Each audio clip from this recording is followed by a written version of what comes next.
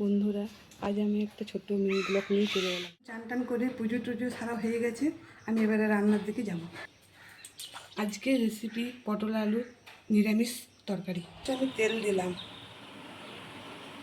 তেল চলে এসেছে, দুটো শুকনো লঙ্কা আর 5 ফোড়ন দিয়ে দিলাম, একটু চিনি দিলাম, নিলাম এগুলো ভেজে নিলাম।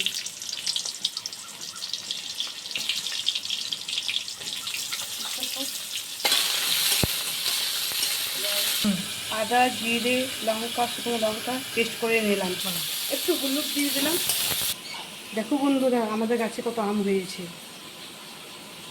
আবার আমি রান্নাতে ফিরে এলাম, ফিরে আলু টমেটো সব একসঙ্গে দিয়ে দিলাম, তুলে ভালো করে ভাজতে শুরু করলাম। একটুখানি হলুদ আর একটুখানি নুন, 2 মিনিট আন্দাজ মতন দিয়ে দিলাম। আচ্ছা, আদা জিরে লঙ্কা বাটা দিয়ে দিলাম,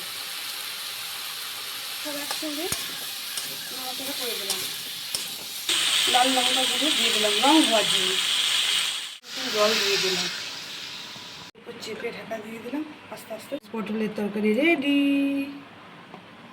এই পর্যন্ত, আবার অন্য দিন অন্য একটা ভিডিও নিয়ে আপনাদের সামনে হাজির হব।